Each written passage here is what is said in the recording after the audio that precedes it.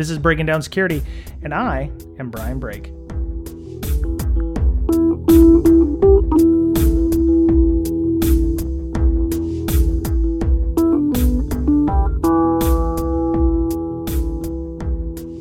Welcome back, listener. This is Brian and Mr. Boettcher for Breaking Down Security. What's up? Yes, Miss Amanda, Miss Berlin, she is coming back from GERCON, has a very short window of opportunity to spend with her family, and she's going to be heading back out to New York for the O'Reilly conference, which our good friends Jerry and Andy from Defensive Security are going to be at. So if you're in the New York area, there may still be tickets available for the O'Reilly conference. So, see if you can get out there. Miss Amanda is doing a workshop, I believe, reversing the kill chain. So if you can get out there and visit and join that, make sure you can do so. Mr. Boettcher, what's been going on this week? Working, man. Working. Yeah. I integrated VirusTotal into LogMD, so that's going to come out in the next version. Oh my goodness. It works really well.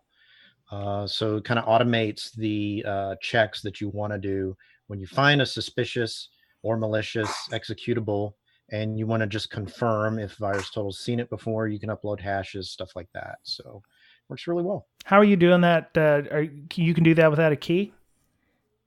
You like can do that without a key. There's a public key, or you can have a private key if you pay for the private key, or you borrow someone's key. I don't know. I don't want to know.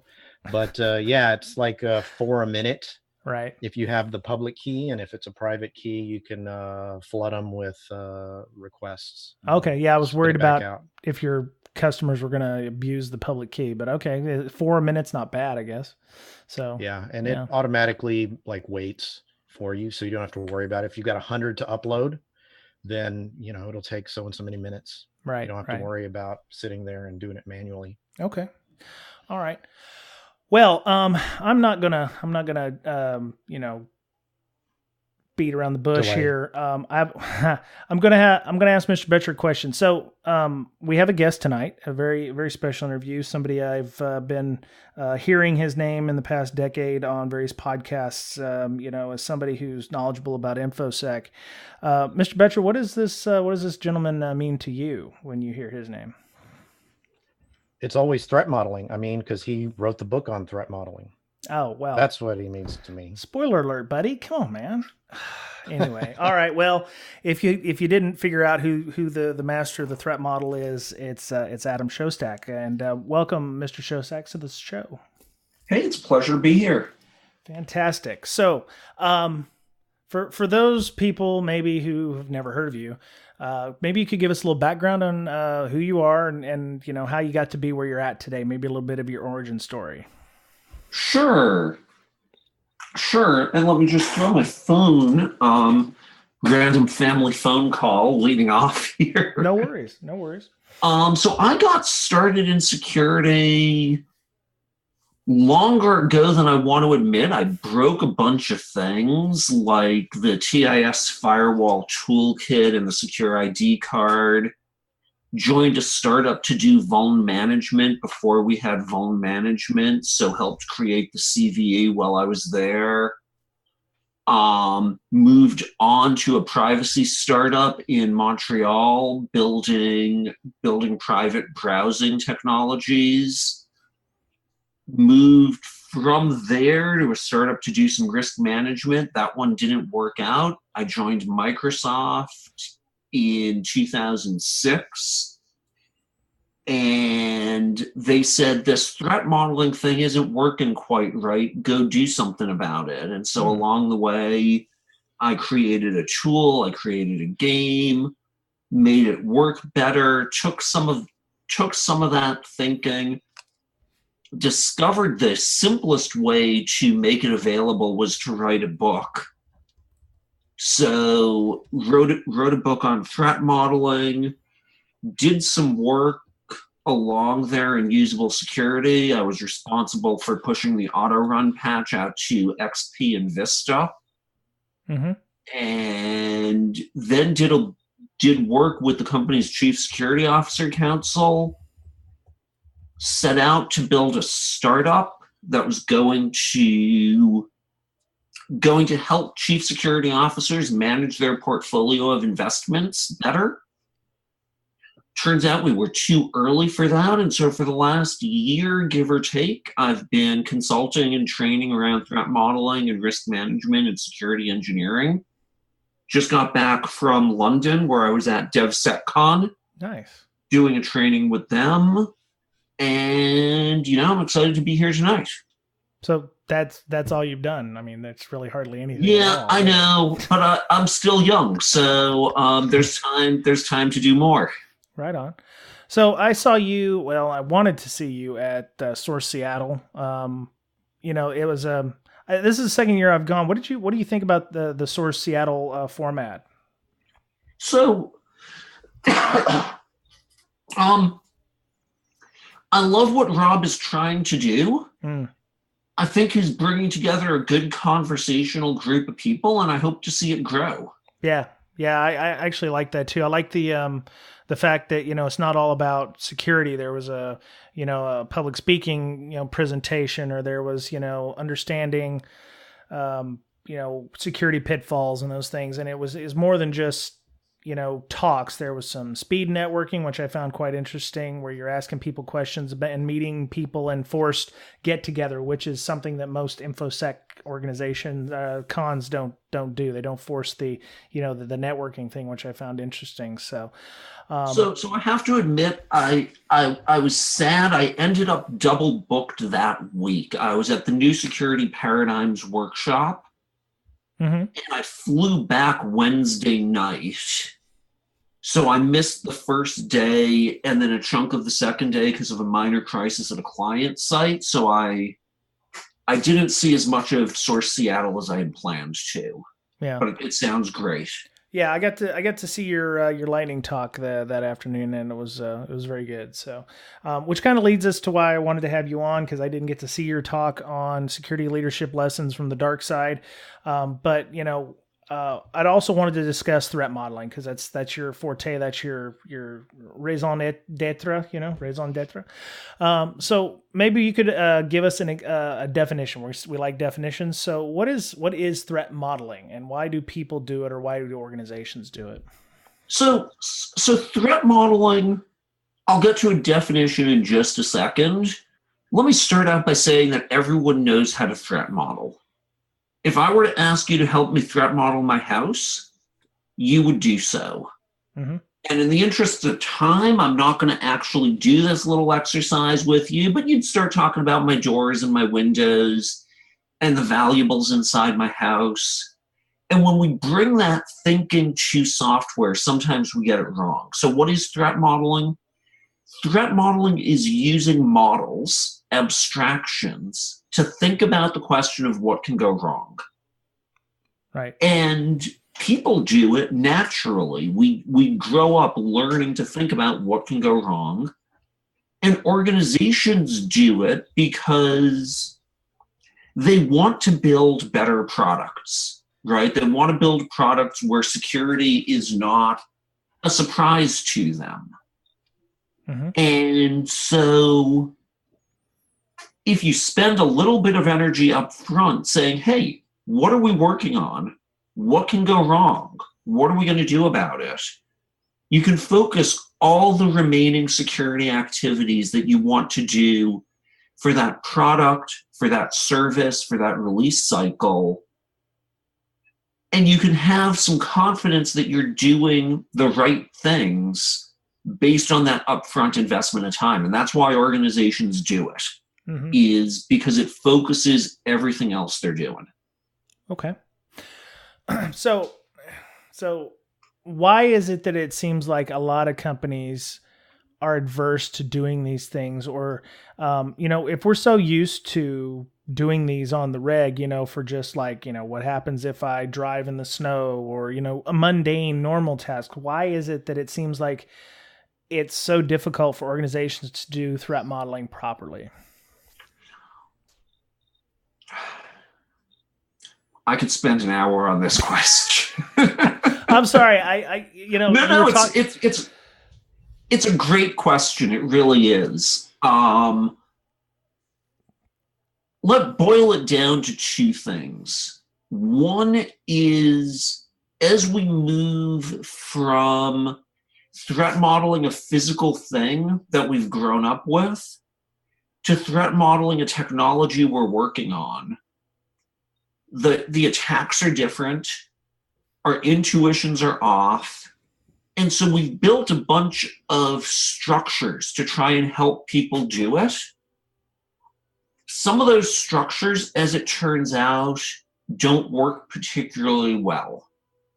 Right? We talk about taking an attacker-centric viewpoint and short form. It's really hard to walk a mile in someone else's shoes. It's hard to predict what a bad person is going to do if you're not a bad person. Right. So some of the structures we tried didn't work. But then one of the things that happens is everyone writes their advice about threat modeling. Right? And let's say you were going to make dinner, right? And so you go and you do a search and you say, how should I make dinner? And you get back one recipe that has chicken in it, it's a chicken dish, and one recipe that's a soup, and one recipe that's tacos. Right. Right? And they're all titled how to make dinner. You don't have a concept of recipes, you don't have a lot of skill in cooking. And you're looking at these 3 different things you've printed out from the internet. You're trying to make sense of them. And it's like, well, this one says I should do this, and this one says I should do this. And when we talk about threat modeling, we don't say, here's a recipe for making a chicken soup. Or here's a recipe for threat modeling a web system. Here's a recipe for threat modeling a mobile phone app. We just label it all threat modeling methodology, how to threat model. And so people pick this stuff up and they get confused, they get frustrated, and frankly, sometimes they pour their chicken soup onto their tacos and they say, well, this was a ridiculous way to make dinner. Or you have a really nice tortilla soup. Or you might. If it works, you can get there. But if it doesn't, you've got a gloppy mess. Right. Right. Right. And a lot of the advice on threat modeling that you find on the internet is actually fine if you do exactly what it says. It's when you combine this stuff up that it gets problematic. Right. Right. Is that why your book is so thick? Because the people I've talked to, and when we have conversations about threat modeling, they think it's pretty easy. They think it should be a pamphlet, right? You take the egress and ingress points of your application and, figure out where the data flow is, and then mark all the places where things might be able to either intercept or interfere with the data flow, and identify those things, and then, account for those, right? That's it in a nutshell. Yeah, and that works great in a nutshell. And one of the things that I do, I'm doing training now, and I have these wallet cards, which you guys can see. Uh-huh. And on these wallet cards, it says, what are we working on? What can go wrong? What are we going to do about it? And did we do a good job? Okay. So I don't even need a pamphlet anymore. I can put it on a wallet card for you. Nice. And there's a lot of details, right? Let me work by analogy a little bit more technically, right? Okay. If you want to do a vulnerability assessment, you go get a vuln scanner, you run it, you deal with each thing it reports. Mm-hmm. Totally legit, right? Right. Maybe you don't need anything more. Maybe you do. And the goal of having the book was to capture the lessons I had learned over when I wrote it 15 years of threat modeling, now 20 years of threat modeling, and address the questions and address the places I see it break down. When I do a training class, the thing I tell people is you should not listen to me because I've invented any of this. You should listen to me because I've been yelled at by more people than anyone else on the planet Right. about the way in which their threat modeling process didn't work. Mm. And so the book is designed to capture those lessons and say, if you're using an entry point, exit point, what do you need in the middle? Is it one big blob? Is it a couple of blobs? Right. Right. Right. And the simplest advice I can give is look for the word sometimes and tell a story. Go to the whiteboard, draw what you're doing, and tell a story. And every time you say sometimes it does this and sometimes it does that, right, draw some additional boxes and things. And when you can tell a story just pointing and you don't have to get the whiteboard marker, you've got a pretty good diagram. Nice. You can get a whole lot fancier, but that's the essence of it. So you wrote this book, and admittedly, you say that this was, it's been several years since the book was written. There's new technologies out there. You've got your cloud, your IoT, you've got all these other technologies. Is the book still applicable to what's going on out there, or is it just because it's in a different, if it's in the cloud versus a data center, that the differences haven't really changed much? So the thing about threat modeling is it's about abstractions, right? And if what you're looking at is a picture of some data flowing from, say, a thick client app to a server versus a mobile phone app to a cloud server, mm-hmm. not that much has changed at one level. There are a lot of changes which have happened, but the modeling techniques don't change very quickly. The forms of threats that we see when we model those threats and we think about things like spoofing and tampering, there are new forms of spoofing that come along, right? Mm-hmm. Apple just released face detection. How are people going to spoof that? Right. Right? Right. I don't know the answer. I know there's some smart folks over there who are worried about it. But to my mind, it's all spoofing. Right. Right? Tampering with data in an S3 bucket is different than tampering with data in an Oracle database or a MySQL database.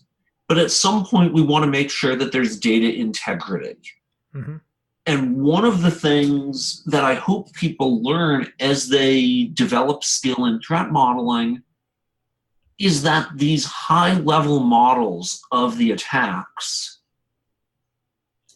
transfer as the technology moves. Now, I've learned a bunch about IoT. I've learned a little.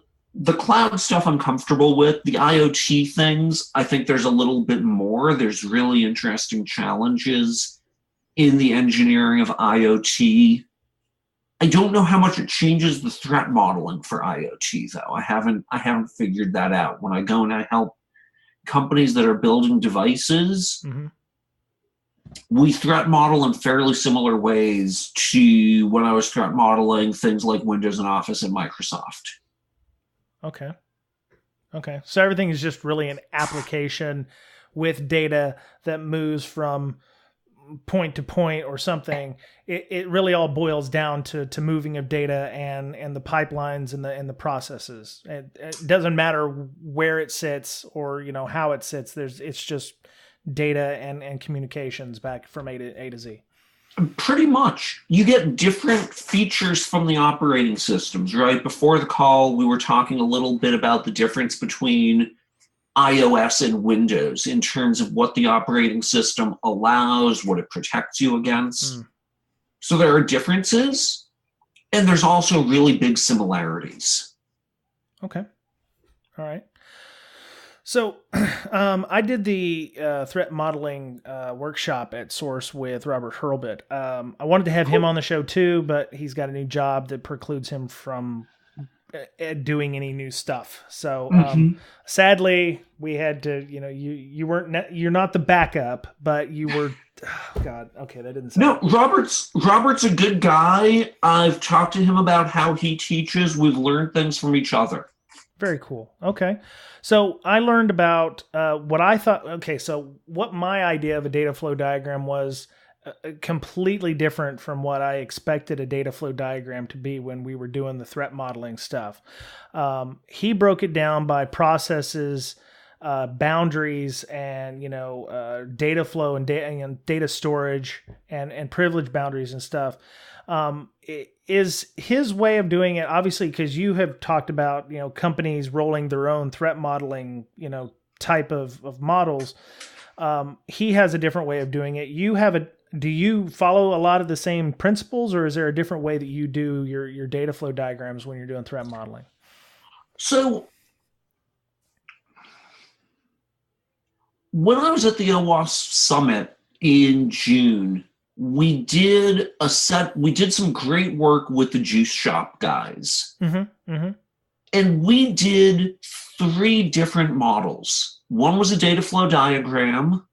The data flow diagram ended up representing the Jenkins build process for Juice Shop. Okay. One was a state machine. We used a state machine to reflect the state of the app because Juice Shop is essentially a single JavaScript application. Mm-hmm. And then the third was a set of swim lanes. And I bring this up because, to me, the question, you can go back and forth with different data flow diagram selections. One of the things that makes this hard is you can go to Microsoft and you can see descriptions of physically different diagrams, all of which get labeled as data flow diagrams. It's not DFD version 1, 1.1, 1.2, 2.0. So Robert may do that a little differently. I do it a little differently depending on what the thing I'm working on is. Mm-hmm. Right? The thing I recommend in the book as a starting point is derived from modernized, and one of the things I want to update at some point is really say, this is DFD 3.0. You'll see here's 1.0, here's 1.1, here's 1.2. There's a lot of archaeology in that, and it's not super exciting. Mm. The question I have for you is, are you able to represent a system that you're building today with the stuff that Robert taught you? Mm. If you can, awesome. Don't change. If you can't, let's talk about what the difficult parts are and figure out a representation that's meaningful so that we can talk about what are we working on. Right. So I kind of want to walk us through kind of, how you get started with the threat modeling, but where should threat modeling be employed? Is there any one specific place in, assuming you have an SDLC or a secure, software development lifecycle, or you're using SecDevOps or SecDevOps or whatever version of it is right now, where should threat modeling be? Should it be throughout the entire project, or is there a specific place where it fits better? So the rule of thumb is threat model as early as you can. Okay. And then there's details. And again, this goes back to the question of why is the book so thick? Right? If you're doing a waterfall, do an all-up threat model early. Do what I call chess playing threat modeling as you're working on features. I'll come back to that.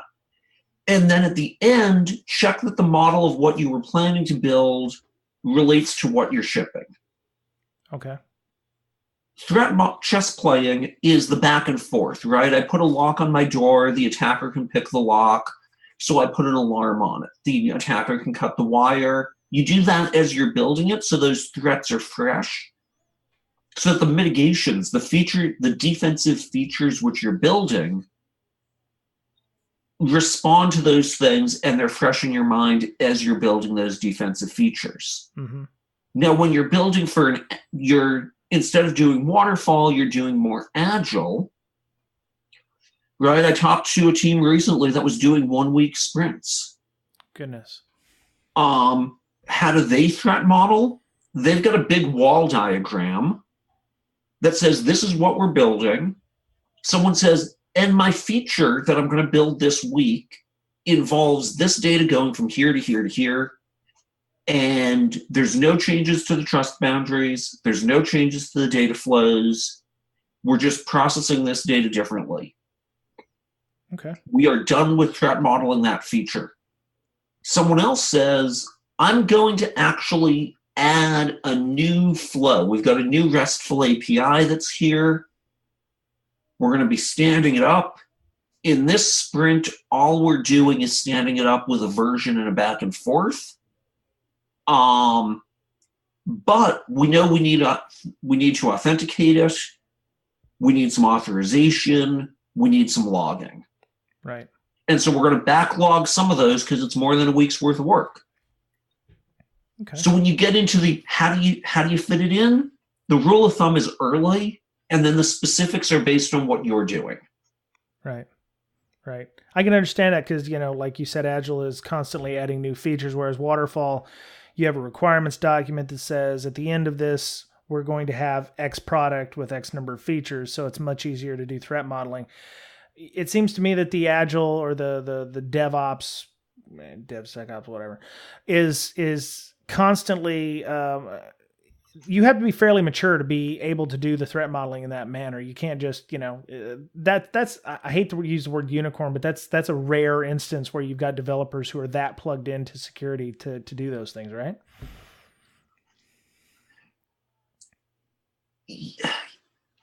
Yes and no. I find the team, so I think there are two ways that people use the term Agile. Okay. One is we are hyper-disciplined about test-driven development because we know that if we invest the time in building tests, then we can move quickly and we'll detect the breaks as they happen.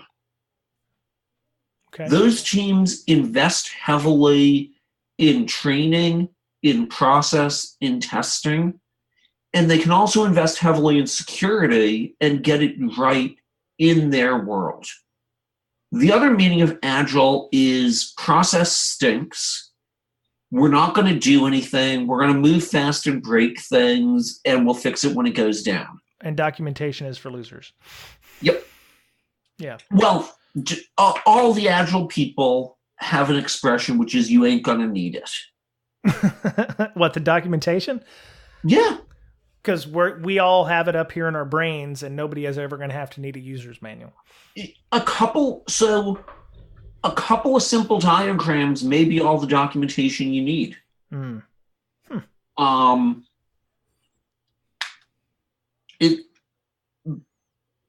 so it depends on your meaning of Agile. I see Agile teams threat modeling successfully, right? It's a different definition. But if you are shipping daily, shipping weekly, well, if some tests take a little while to run and they're running out of band, that's okay. You can ship a fix just as quickly as you can ship a break. Right. Yeah, we've talked about this in the past where you don't patch backward, you fail forward. So Yep. It's like, oh, it didn't work this time. Well, we're just going to send out something else in a day or two or 18 hours, and it's going to fix that and add this thing. So you don't patch backwards. Yeah. Okay. I think one reason that people don't embrace threat modeling, at least early on, maybe when some incidents happen or whatever, is because they believe that they know what the threats are.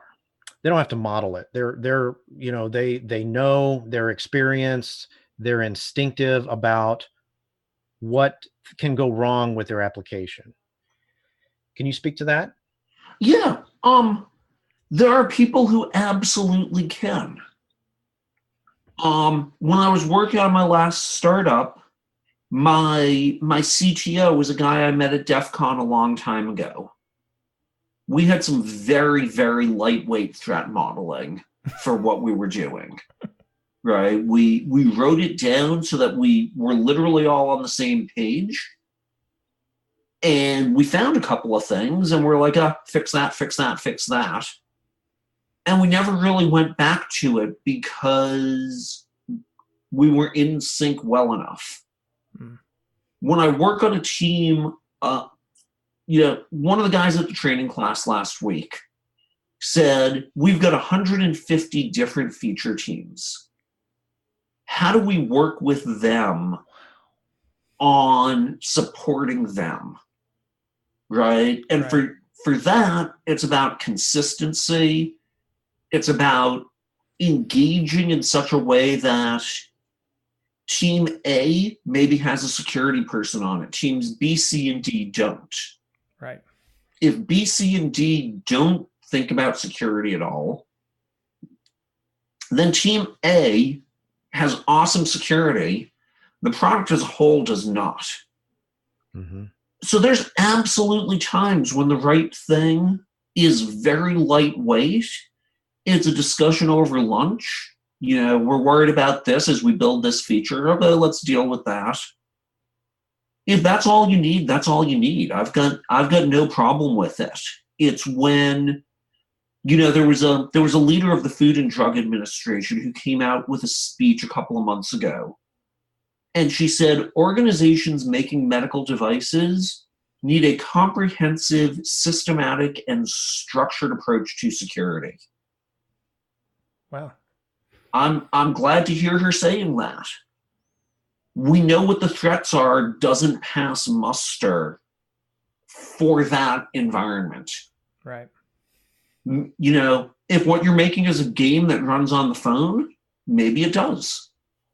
Yep. Right. And so this to me is why, some cookbooks are easy and simple, right? 30-minute one-pot dinners. And some cookbooks are 4 days before you plan to serve the meal, do this. Yep. Right? It's all cooking. It's all threat modeling. But your threat modeling and mine might look different this week and they might look similar next. Right. So, but those, some people may be naive about how, or they may think they're better at threat modeling or security than they actually are. And so they're fooling themselves and putting out a product that from a security standpoint is toast. Yeah, we're on the radio and I'm nodding, which is awesome. So, I mean, okay, so it's funny because, back during the Bush administration, I'm not getting political on this. There was a gentleman who was the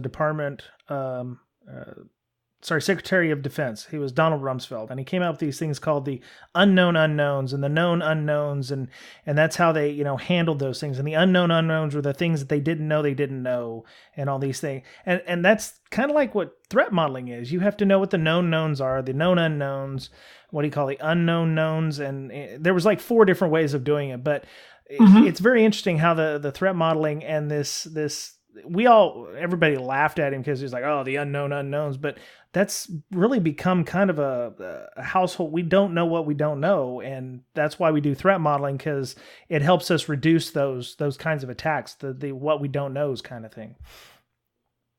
Yes. Yeah. And to jump back a minute, it is absolutely possible that people are fooling themselves and thinking they know the answer when they don't really. And a little bit more structure would do them good. It's hard to convince someone that they don't know that they're not doing the right things. Right. I like your point about the unknown unknowns. It actually goes back to a model in psychology called the Johari window. I'll get you a link after the show. I'm not going to try and search.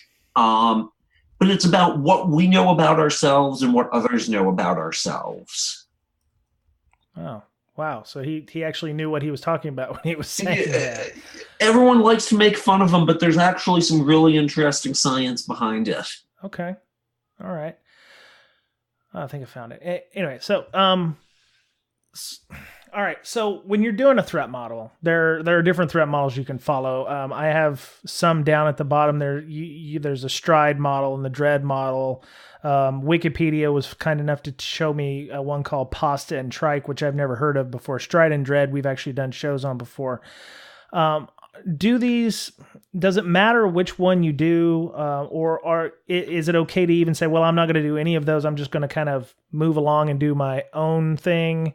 Do you have a preference for which ones work better in certain organizations or certain in certain types?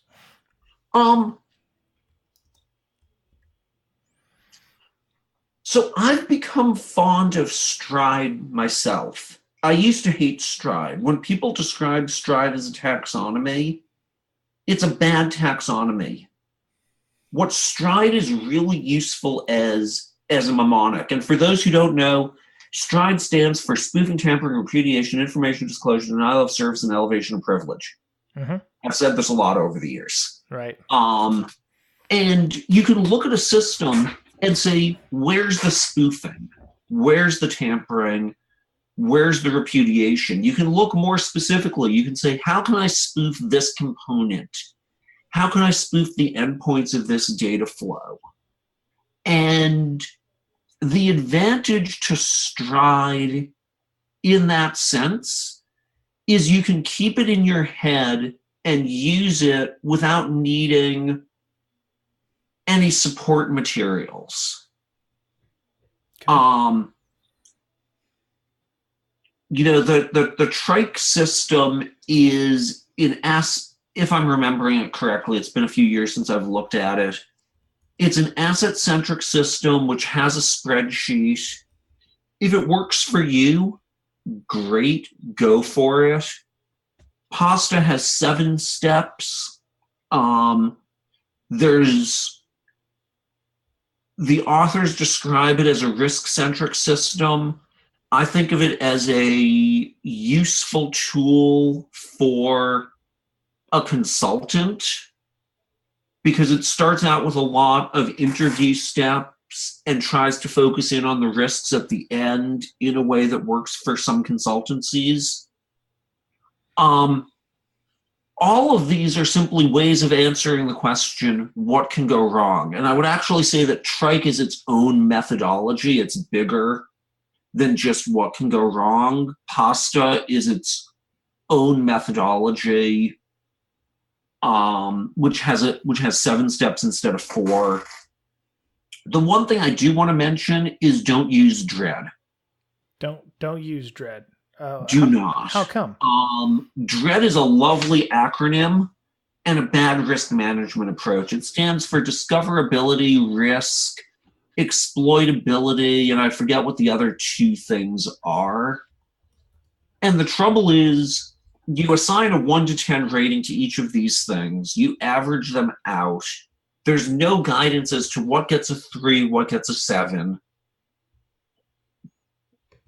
And so it's not a useful thing. And really, I would say that the goal shouldn't be to classify the threats. It should be to help you find them, right? And to go back to your point a minute ago, if you've been in security for a long time, maybe it is sufficient to draw a picture on a whiteboard and start throwing darts at it, right? Just brainstorm about what can go wrong.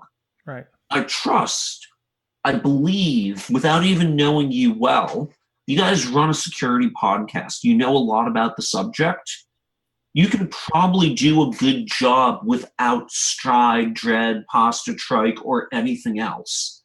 Frankly, you can do a good job without my book. What does the book get you? What does stride get you? It gets you towards structured. It gets you towards systematic. Consistency is the key.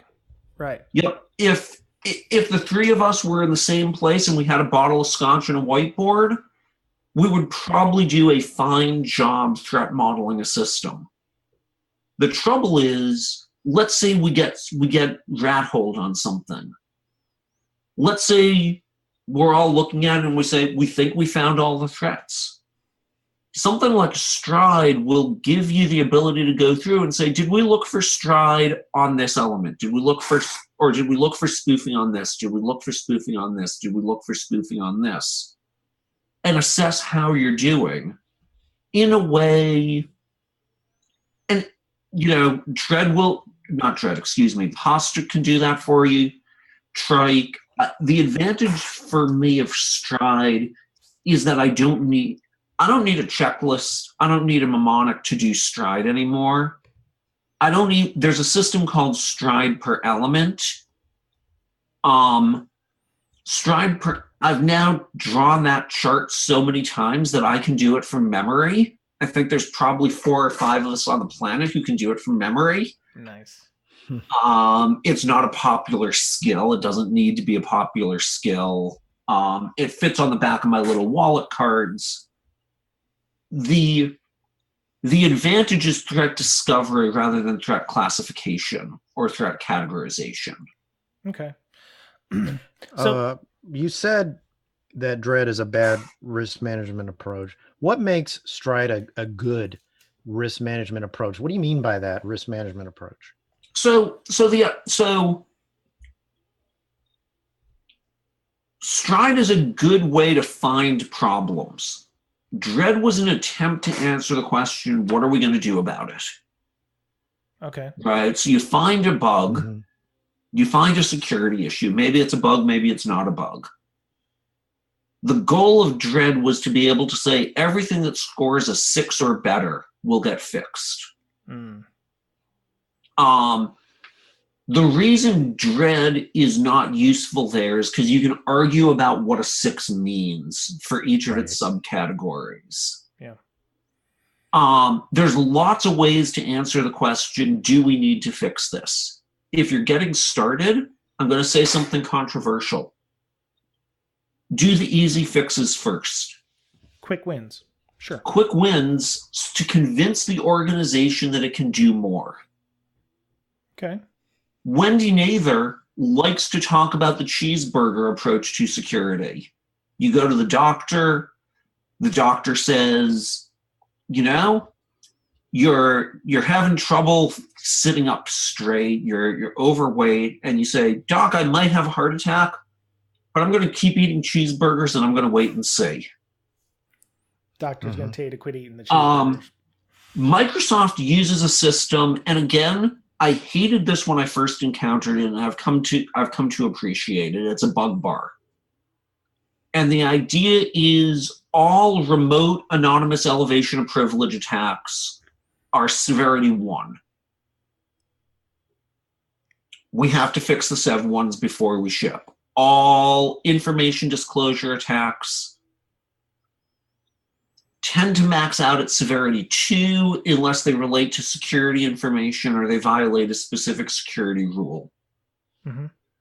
And the thing that makes this useful in a software-centered organization is that you can get through, do we need to do something about this relatively quickly? This is above this bar.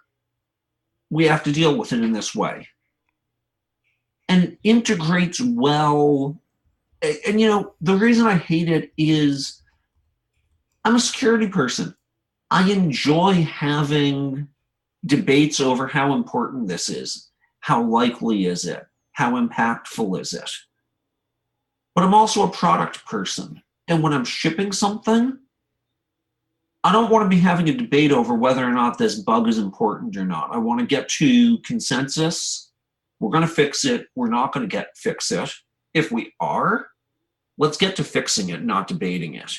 Yeah. If we're not, we're being consistent in the way we're dealing with this bug so that we can look back and say, yeah, maybe we should have made a different decision about this.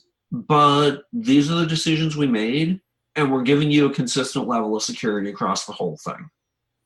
So it sounds Does like that align well with quantitative or more so qualitative? I would say it's a qualitative approach. There's no attempt to rate probability.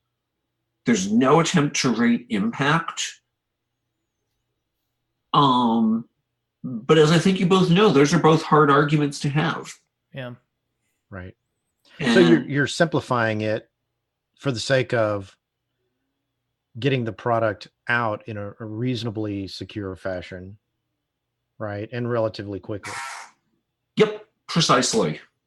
Yeah, because I was about to ask, because we're talking about assessing risks sometimes, and I was like, well, okay, so at what point, which comes first, the threat model or the risk analysis? And it seems like risk analysis would somewhat come before, depending on the type of risks that you're analyzing. I mean, I'm not talking like, fire, flood, tornado, hurricane kind of stuff, but I mean like, the what ifs, the spoofing and all those seem to be like you'd want to assess those before you started your threat model to find out if those things actually exist in your system. Well, I would say that your threat model is a way to assess if those exist in your system. Right? That you draw a picture of what you're working on and you say, how can these impact us? And ironically, that the things you rattled off, fire, flood, hurricane, that's a model of threats. Sure. Right? That's no different than stride in some sense. Yeah. Okay. Very cool. Okay. So, so there's two approaches to risk management. One is what I call the top-down approach, or what I think of as the top-down, right? We're going to think about our reputational risk. We're going to think about what risks should the board worry about. The other is to say what risks exist in this system. And there are very different approaches to risk management. And the approach that I've been taking lately, and this is actually my talk at Source, is the board is very good at thinking about risk, right? Your board of directors, your successful company takes risks every single day. Some are quantifiable, some are not. We go up to the board and we say, we're good at thinking about risk. And they look at us a little funny. And then we say things like, we're managing these risks and we're doing this risk management stuff. And the thing that the board actually wants to know is what is your strategy, right? Where are you and what they mean by that is, where are you putting the money, right? Yeah. And they want to know about governance. They can handle risks. And the point of my talk at Source was, let's focus in on what I call cyber portfolio management. What is in your portfolio? Right? What are you spending your money on? And how do we approach that? Because if you make it concrete like that, the board can say, we're spending all of our money on detection and none on prevention. Is that really where we want to be? Maybe. Maybe it is, maybe it's not. But you're giving them a concrete set of questions to think about. And we've been told for years that we need to talk business. And so we've started talking about risk. We talk about risk a lot. We talk about risk management. And my former boss, Steve Lipner, wrote a thing with Butler Lampson. I'll get you the link afterwards. And he said, risk management is super hard. We should actually give people much more concrete things to do. Yeah. What does that mean? Give people more concrete things to do because risk management is so hard? Well, if what they say in their paper is, if you actually break out what's in the NIST cybersecurity framework, There are something like 250 controls that they tell you should do. And each one of those controls requires professional judgment. Sure. Their argument is NIST should come up with a list of 20 or 40 things that you should absolutely be doing that don't require judgment. That you can and figure out how to assess those things. Can you give me an example of something you have to do that doesn't require judgment? Run antivirus. Right. Have a firewall. Segmentation. Okay, of your LAN. so security 101. Yep. Basically. Kinda But like the security top 20 101 controls. is never 101 because it always includes you could do this or that. No one wants to write it down and say, these are the things that you absolutely must do. Well, nobody likes to be forced. What's in 101? Well, nobody wants to be forced to do those things. It's like when I did some consultancy for HIPAA, it was like, these things are addressable. They don't care how you do it. They just want to show that you're doing some due diligence. So if network segmentation is what's required to protect that data, do that, or, set up firewalls between your LAN segments, or, as long as you're addressing protect the data to what you consider to be due diligence and whatever the assessor believes to be due diligence, then, you're good enough, and some that gets lost in the noise sometimes, it seems. So their point is that we need to stop deferring everything out to assessors. Yeah. That we need to construct hard and fast rules for what this is. And that's difficult, right? And let's stay with firewalls for a minute. Okay. You're deploying firewalls in a medical environment. What is good enough? Is a host-based firewall good enough? Maybe your security guy says yes. So, with no disrespect to my dentist, I don't think my dentist should be making that call. I think someone should tell my dentist, you need a firewall that's configured like this. Right.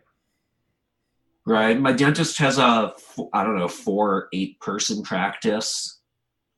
Right? For PCI, you go to a restaurant down the street and they're told they're supposed to do a risk assessment. And again, no disrespect to any restaurateur here. How are they supposed to do a risk assessment? Well, that's why they outsource it, right? They outsource it to their IT, or they don't outsource have to. A small company like that can do a self-assessment. Well, yeah, but how do they know to do a self-assessment, or how do they know how to do a self-assessment properly, which is why they outsource these things to their IT provider, who will also then look up and outsource to yet another party who would do that assessment for them possibly. You put on antivirus, you got PCmatic. Is that the right one? Right. I think the problem is if you define the same thing that everybody has to do and have the same playing field, one, some companies who are small may not be able to afford those solutions, and it would be impossible for them to implement. Two, if everybody has the same model, that everybody has the same vulnerabilities, making attack across the board greater, because it seems like mixing up the environment or the ecosystem would make it harder for attackers to attack different companies. So if, I'm going to disagree with that last and say I see no evidence that attackers are having any difficulty attacking anyone. Yeah, fair enough. Fair point. But it seems to me it's like if it affects, say, Walmart, and Walmart has the exact same security system as, I hate to say Target, but Target, because it's the only one I'm thinking of right now, then, breach for both of them would be imminent. I mean, and that would, and Walmart would be, oh crap, Target just got hit. We're going to get hit now, or if we haven't already been hit. So I encourage people to take a look at the paper. It is thought-provoking, and I've got a link for you. Cool. Yeah. We got tons of links this time. Lipner, not Lipson, sorry. No, actually, you had it right. It's Butler Lampson. Okay. And Steve Lipner. Ah, okay. Very cool. Thank you. All right. Well, wow. We blew through this hour like nobody's business, didn't we? Mr. Boettcher, do you have any other questions? Because I feel like we've only kind of just scratched the surface on this. I always have more questions. All right. So you mentioned that you went to a new security paradigm conference, meeting, whatever. What is a new security paradigm? So the new security paradigms workshop is a really interesting academic workshop. And when I say workshop, there were two things that distinguish it. First, there's no laptops, no phones on the table. There's 30-ish people who attended. And for an hour, you sit there and you workshop a paper. You give feedback to the authors on, here's how I would improve this paper. Here's the thing that I don't understand. Here's the challenge that you have. And the idea behind it is they take in work that's not quite ready for the big conferences, the big academic conferences, and they help you improve it. Interesting. Never heard of these before. Nice. Does everyone there have a paper, or does everyone there just contribute to a predefined set of?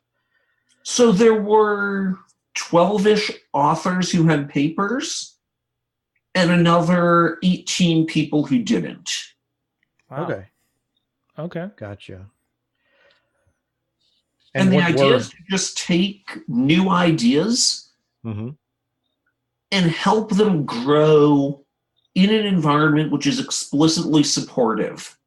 So there's no wrong answers. It's a brainstorming session, kind of like. Well, brainstorming, but also positive brainstorming. You're supposed to start each bit of feedback with something positive about the work. Okay. Very nice. Okay. Obviously, it's fascinating. It's invite only. Did you have a paper? I did not. I was invited to be on a panel there. And I'm doing some collaboration with an academic who's trying to figure out how to make an idea move forward. I'm going to leave it at that because it is new. It's not quite baked yet. Yeah. And he's trying to figure out how to bake it. Is the blockchain involved? It is not. It probably should be. Everything has blockchain in it now. So. My machine learning algorithm tells me that blockchain startups get funded faster. Yes, I saw that story. Oh my goodness. Stock went up like 400% because they changed the name and had blockchain added to it. It's crazy. It's crazy. So Adam, because of where you've been, I'm going to ask you this question because you have maybe a little insight. Maybe you can share some of that insight with us. But I was wondering. Now, you talk to some people who may not know better. I don't know, but they say that all the attacks nowadays, 90% of them are Microsoft Windows.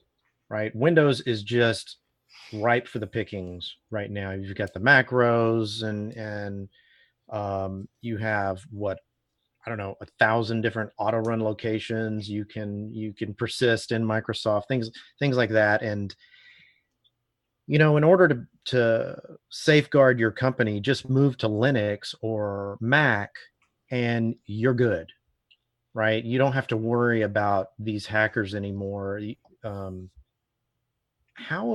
What is the future of Microsoft Windows that you know of? Is it gonna decline because people may say, hey, let's move off of Windows, go to Macs because we're having a problem with ransomware, right?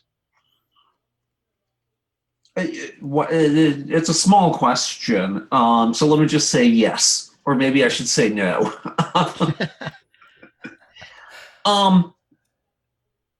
So first, I think that the differences between the major desktop operating systems are relatively small.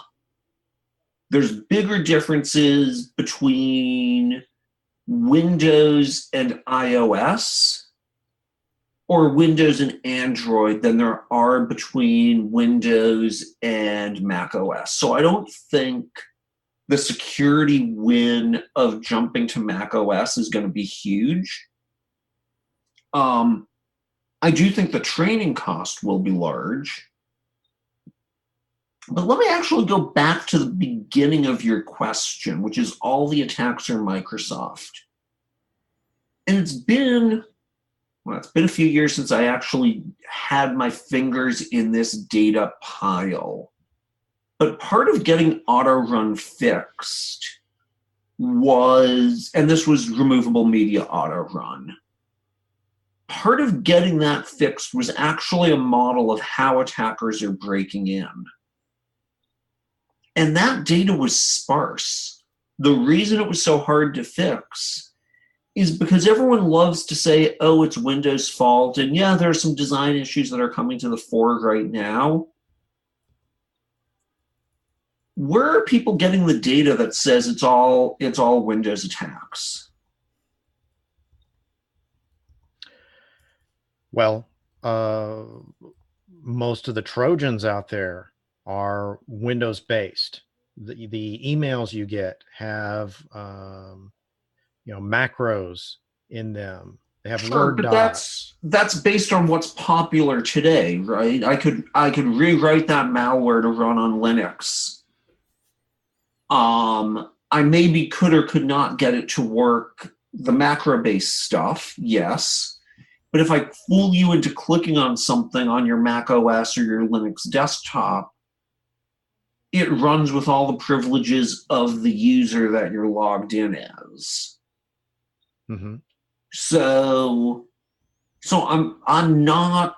I don't know that you get a big security win, and I don't. And the other thing is, I at least a few years back, there were more attacks on Flash and there were more attacks on PDFs than there were on Office docs.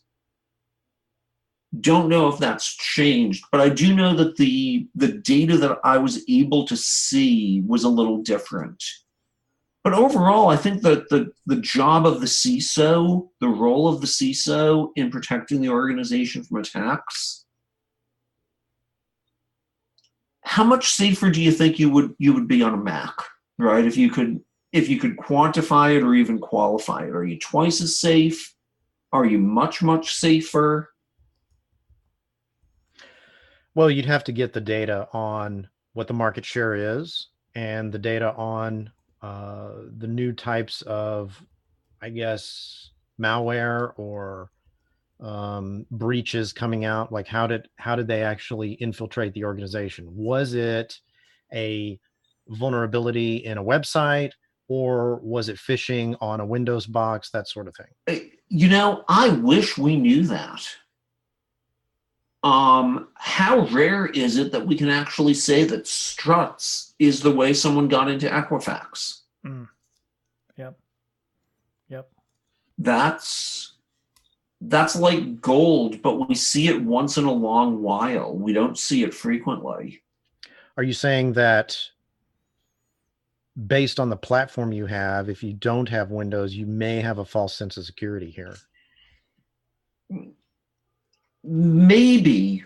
I was actually making a slightly different point, which is that companies that get broken into should explain what happened better. Right? They already pay the PR costs. They already get sued, but we don't get to learn from their mistakes. Yep. And if we knew more about how companies were getting broken into, we could answer this question that you're asking so much better than we can today. Right? We can quantify. Because to go back to what you said, was it a Windows desktop and a phishing email, or was it a website vulnerability? Mm-hmm.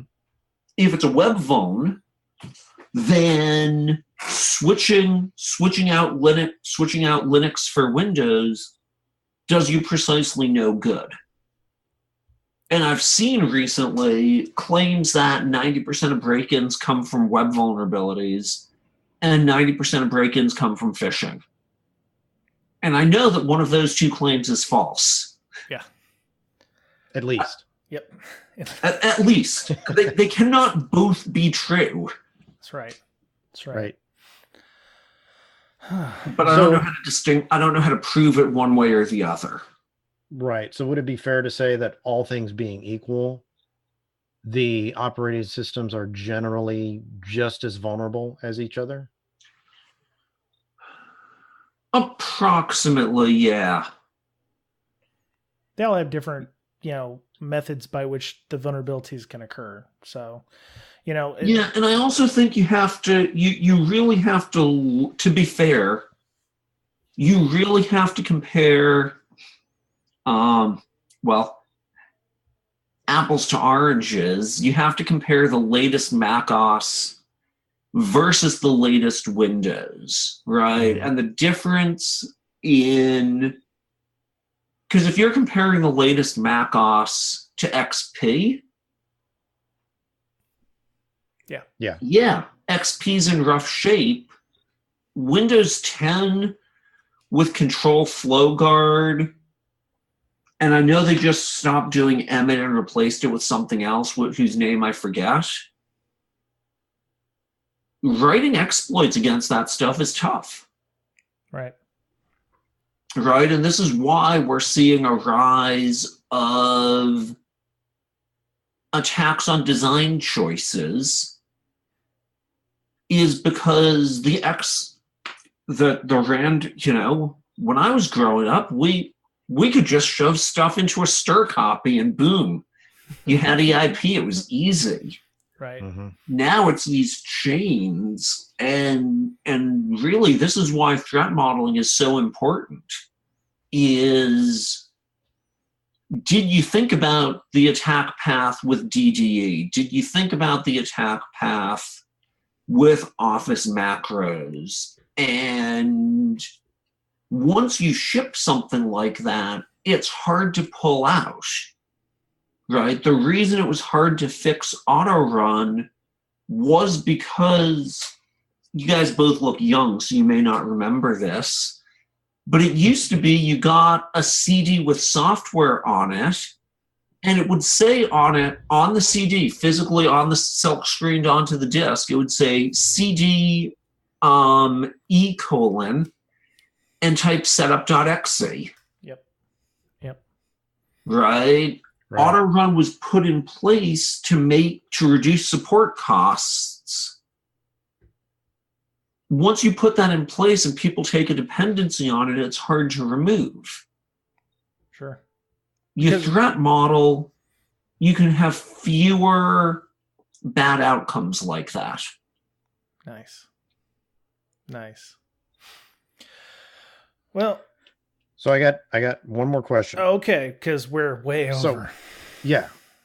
I looked for the game, and I'm assuming it's the card game, right? On threat modeling and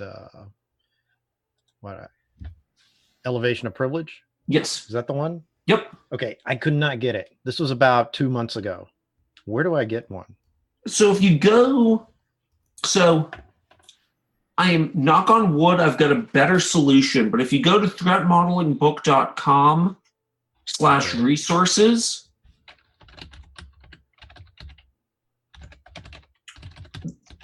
there's a link to GameCrafter, there's a link to eBay.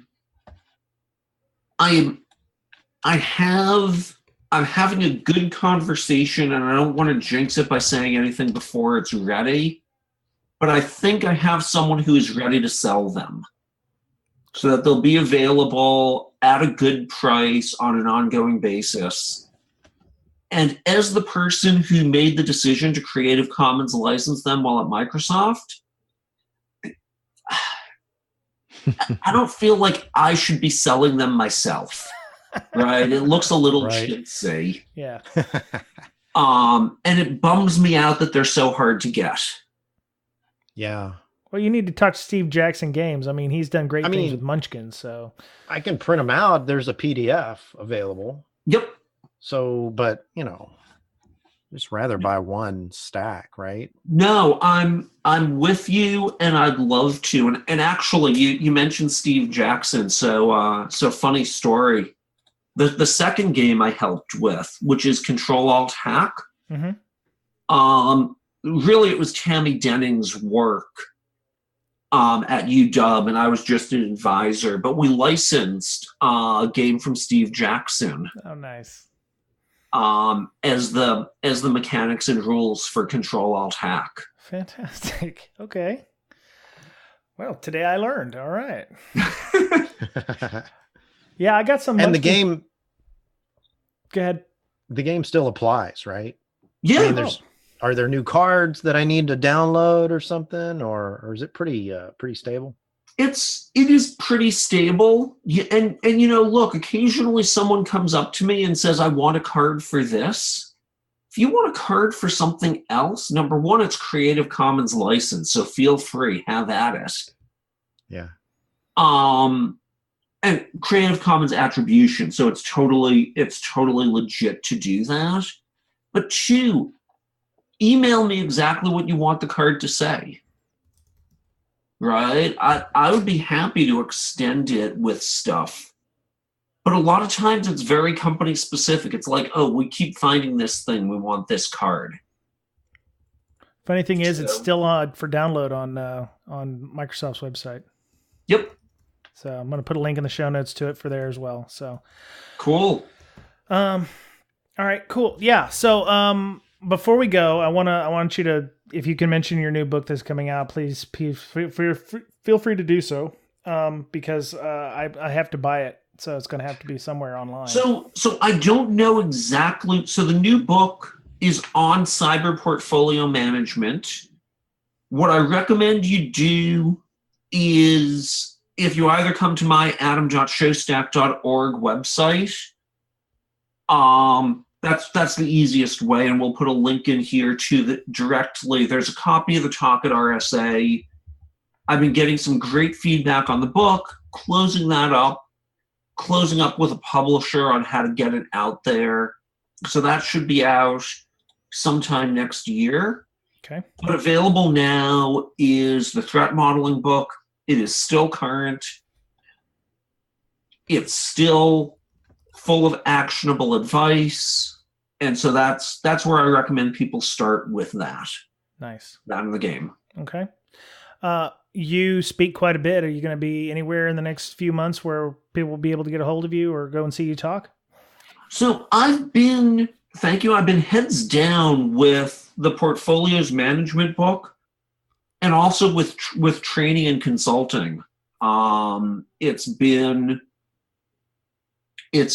a busy few months, and so I haven't been out there speaking and training nearly as much. But hopefully the new book will get to done soon, and I'll do around there. But I try and be available at especially at Seattle events where I don't have to hop on an airplane. Mm. So, come out to your local thing and maybe I'll see you there.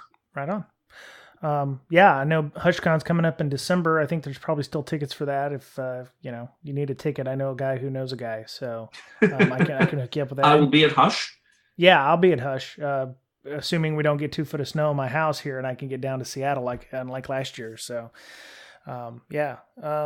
So if people wanted to discuss with you about threat modeling or your books, or maybe hire you for work, how would be the best way for them to go about doing so, getting hold of you? So if you just want to talk, drop me an email, adam@shostack.org, reach out on LinkedIn, reach out on Twitter. If you want to hire me to do stuff, I have a very simple website at associates.shostack.org. There's a link on the threat modeling book website. There's a link on my homepage. I try and be accessible. I try and be responsive. So, always always happy to talk threat modeling.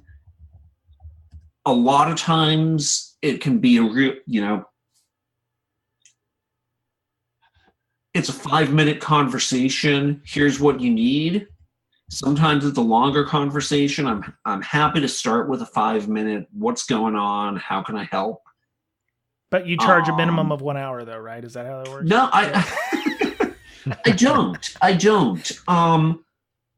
This stuff is hard to do, and having done it for so long, having been yelled at by a lot of people, oftentimes it's really easy for me to solve people's problems. If I can solve someone's problem quickly, I am happy to do so. Make the world a better place. There is more difficult, challenging work than I can possibly take on. Cool. If what you have is a simple problem, I'm not going to charge you for a simple answer. Because it doesn't do me any good to spend time negotiating over that when I can solve your problem faster than I can get an hour's pay out of you. That's awfully nice. I appreciate that.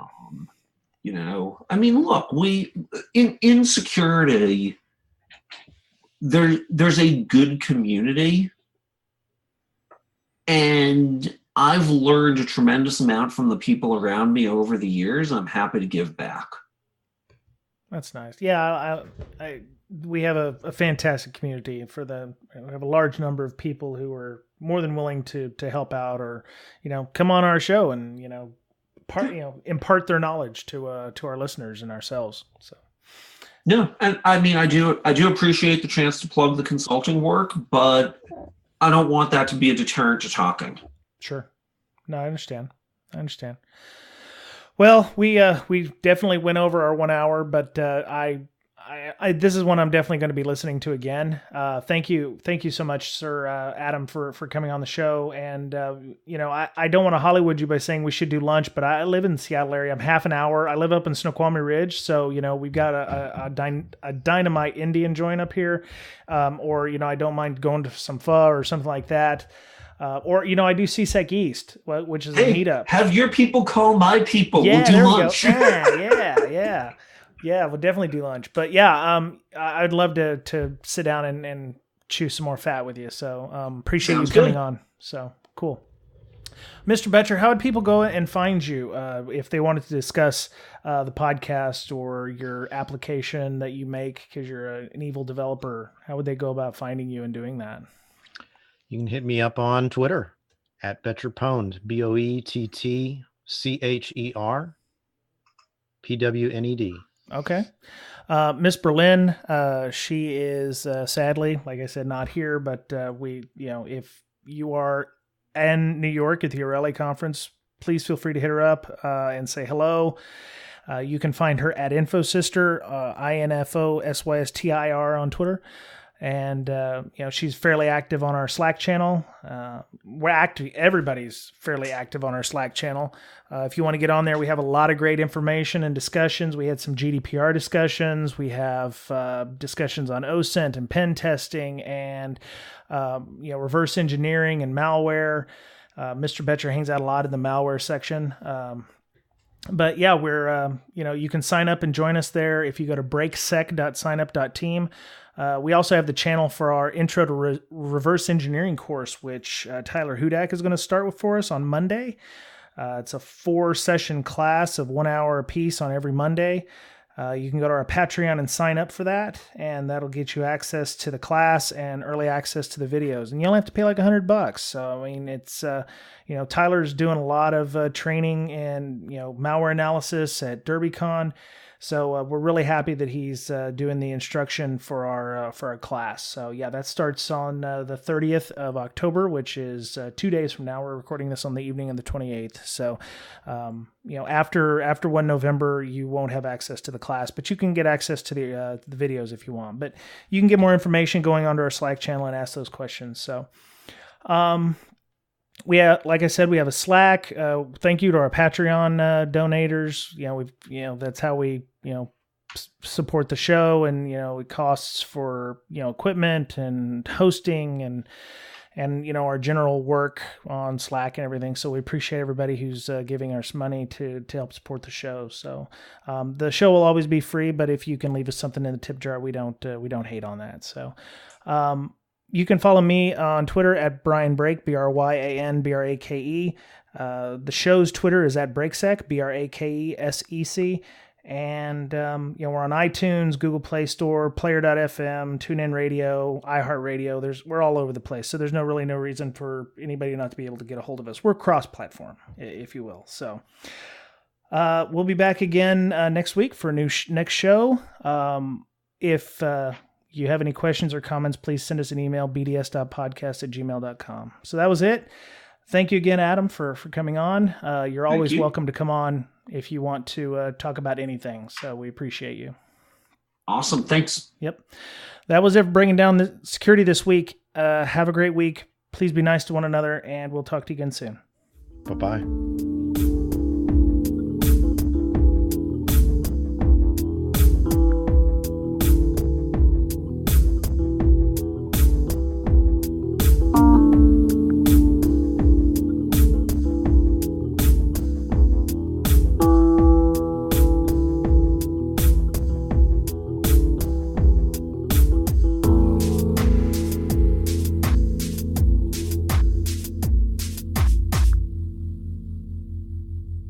And we're clear. Oh my goodness, that was so awesome. I'm gonna definitely have to listen to that one again. Yeah, wow. I'm sorry we ran out of time, but I wanted to, we're gonna probably do some after audio here. I didn't get to meet Mr. Toulouse. Dave Weinstein, who I know, he lives over in Duval. Got to meet him, and everybody I've seen on Twitter has nothing but glowing things to say about him.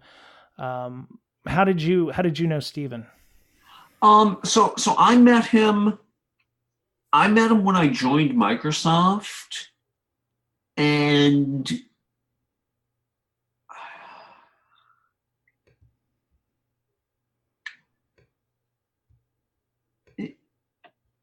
he was just a ball of positive energy. The enthusiasm, the passion, the humanity, I mean, really just a genuinely nice guy who wanted stuff to be better and focused in on making it better.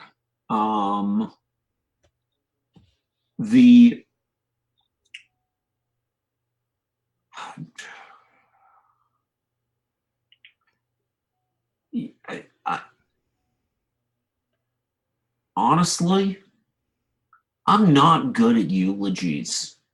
Yeah. I'm not good at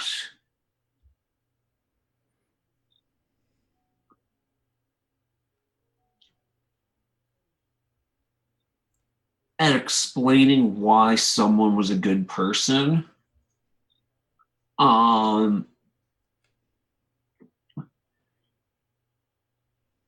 So how did I meet him?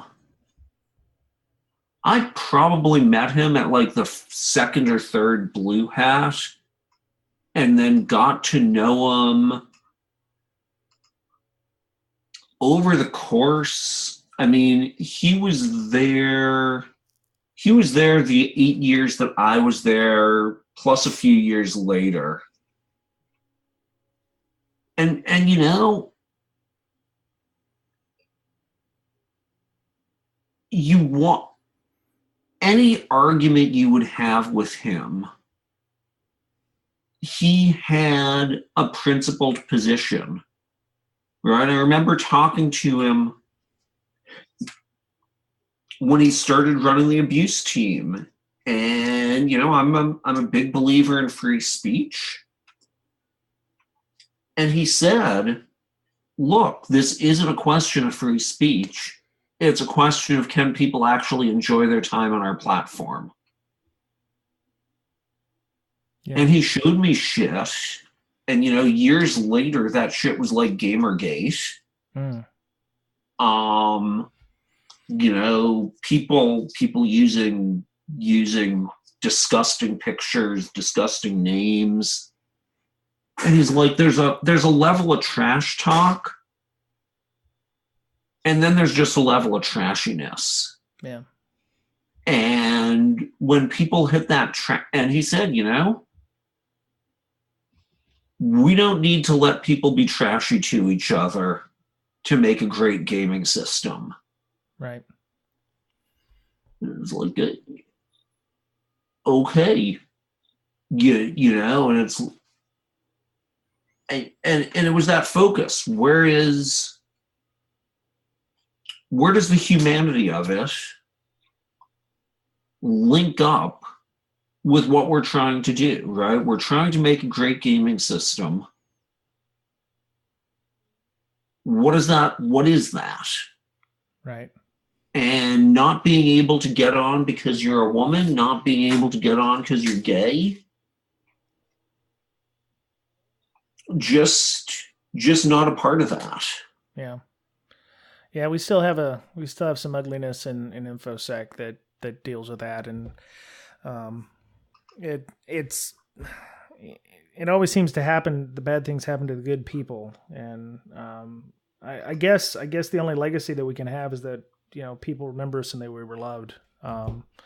If we can go out of the world and make the world somewhat a better place and be remembered for doing so, then I think the legacy is cemented. I mean, people are going to remember that for a long time. Yeah, and you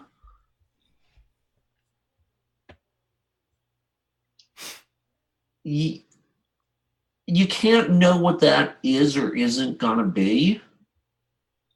You just and it's like I was saying at the very end there. I'm not here to charge you for a 5-minute conversation, right? I'm here to help. I wrote the book to help people. I do a lot of stuff, right? I do volunteer stuff with OWASP to help people. Right. That's all any of us can do.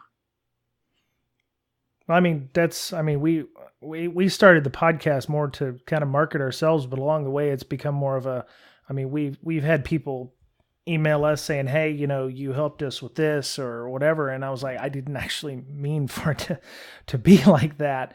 But, it's amazing when you set out to do one thing, you actually end up doing something that becomes bigger than itself. And, I had no idea what the podcast would be like when it started, but it's become this behemoth of, community building and knowledge and sharing of ideas and helping people. And it's just, it's a weird thing. So I can only imagine the people that he's affected that have been forever changed by him. And I'm sad I never got to meet him. Or sadly, even more sad, I may have met him and don't remember what he looked like, because I have that problem. So, I just wanted to give my condolences again in person and face to face, and I'm sorry for your loss, and we're all going to feel that. Well, thank you.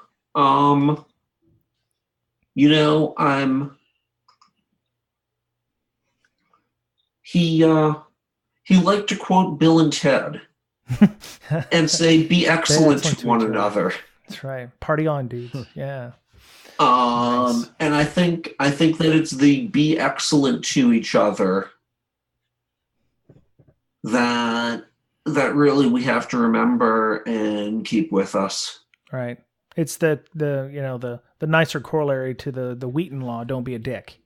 Yep. So, yes. Yeah. So, sir, if you are ever around the first Tuesday of every month in the Redmond or Bellevue area, I do a monthly meetup called CSEC East. Crispin Cowan comes to it quite a bit. I don't know if you know Mr. Cowan. I've known. Funny story about Crispin. I've known Crispin since 1998. Goodness. Okay. I was working my first startup, and someone walks up to me on a trade show floor and starts asking really hard questions about our product. Oh, so you were the booth babe at the time. I was booth dutying, and it was a small startup, so we were on like 8-hour on your feet shifts. Oh goodness. And so I was like, but you're not accepting my bullet pointed answer here. And finally I looked down and I realized he's wearing an IEEE security and privacy conference t-shirt. So I'm like, who are you? Yeah. He was like, I'm Crispin. And he had already done the stat guard work, so I knew his name. Right. And I'm like, dude, I'm giving the same answers every 5 minutes for the last 3 days. Can we talk later? Right. So yeah, so we worked together. We worked together a little bit. Then we worked together a few years later. We worked together at Microsoft. When is the event? I do them the first Tuesday of every month. I try to do that for consistency purposes, as you said in your podcast. As a podcast, consistency is key. So I try to do them the first Tuesday of every month. It's called CSEC East because there's a CSEC, but they don't meet very often. So it's Redmond, Bellevue area, but we meet at a different restaurant every time. So like next month is Mod Pizza in Bellevue, or we'll meet at Forever in Bellevue, or we'll go up to the BJ's in Redmond, or we'll go to Panera or something like that. So, we're just, we get together, we talk, we joke, we make ha-has and talk about security, and like Lee Fisher will talk about, UEFI security or whatever. And sometimes we'll get down to some really, real low bits. So we have a meetup page if you want to join us, but there's no pressure. If you don't want to, that's fine. But yeah. No, I'm, whether or not I actually show up is a different question versus can I sign up and consider it? I absolutely can consider it. Sure. So we have that now. We have a Twitter as well if you want to just do CSEC East or whatever, and we announce it on there. It's very low. Honestly, I don't log into Twitter very much. Really? Too much drama. Not enough. I mean, it's hard to have serious conversations in 140. Yeah. Well, for some reason, the Twitter gods have blessed me with 280. I don't know why, but I'm in the new beta. So if I'm on the app or I'm on the Twitter website, I actually have 200 and whatever characters, but the tweet deck still only limits me to 140. But I don't know why they gave it to me. I only have, so many people. I'm no Alton Brown or, you or, whoever. But I don't have a ton of people, but they still graced me with the beta. So cool. But yeah, I try not to abuse it though. So I still try to keep it to 140 characters. But abuse it. There's 140 is not a law of frickin' nature. True. Very true. But yeah, so I mean, if you can come, that's cool. If not, they still do tiplings second Tuesday of every month at Malt and Vine. So yep. Yeah. So, but cool. Yes, sir. Fantastic. I'm so glad you came on. And if you ever want to come back on and talk about anything, if you just want to read the phone book, I'm really up for that. If you just want to read the phone book. So well, thank you. One closing question. When does it go live? It'll go live tomorrow night. Tomorrow night. All right. Feel free to advertise it as much or as little as you want. We're just going to put it on our Twitter. I'll probably put it on Instagram as well. We don't have Facebook because it doesn't cost or doesn't pay to put that out there on there. So, but yeah, very good. When it goes live, shoot me the main link. I'll throw it on my blog and I'll tweet it and get it out there as I can. Sure. I appreciate that, sir. Yes. Okay. Alrighty. Cool. All right. Mr. Boettcher, I'll see you next week. Adam, I will see you at a social function or at CSEC East or whatever. And everyone have a good night. Sounds good. Thanks for having me, and Thanks, have a great Adam. night. Yep. Thank you. Good night. Good night. Bye-bye.